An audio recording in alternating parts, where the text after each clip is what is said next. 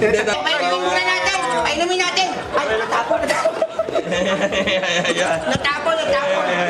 Mukhang okay naman eh. Buti naagapan nyo na ibaba mo agad yung...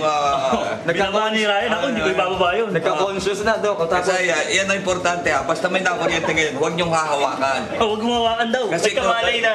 good conductor human body ng electricity. Di ba may conductor ha? Hindi So insulate. Dok, mali pala yung pag nakakuryente isang tao, bawal hawakan. Ay, kailangan tingnan mo muna kung saan yung pinaka-power source. Tatanggalin. Para matanggal ang kuryente. Yun. Tapos assess Ayun. kung ano damage yung tao. Yung sinasabi ni Doc, A, B, C. Ano yon? Airway, breathing, circulation.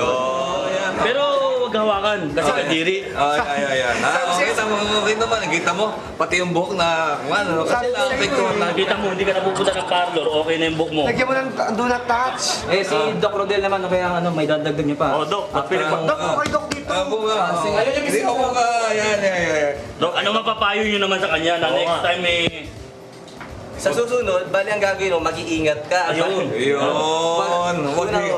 Nakabutas pala yung kuryente. Sa atin na yan eh.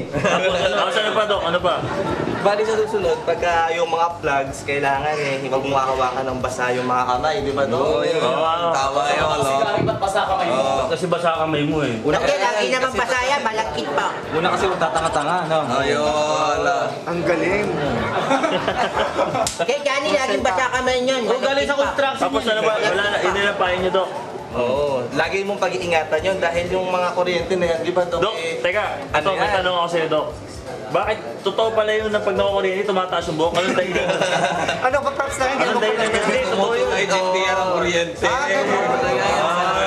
Ito pala yun, no? Pag minsan nasusunog, meron nga napupunta. Eh, ba't nangingitim po yung Parang si Ryan. balat?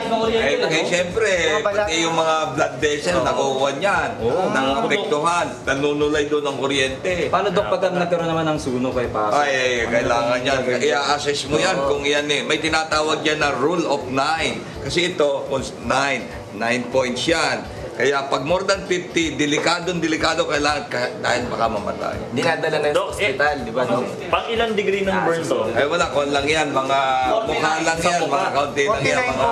O, wala rin pala pagbabago. 49 lang pala, wala kang 50. Wala pang 50. 9 lang yan, 9 lang, mukha lang eh. Mukha lang. Ganda sana, 100 naman, mas gumanda nga ito eh. Ang Bagay naman eh. ang pansukat, yung iyong palad. Ah, ito, sige, sige. Yan, yan, tulad yan. O, 9 yan. May epekto, Dok, eh. May epekto sa akin, eh. Kuryente. Hindi. Tama-tama ito.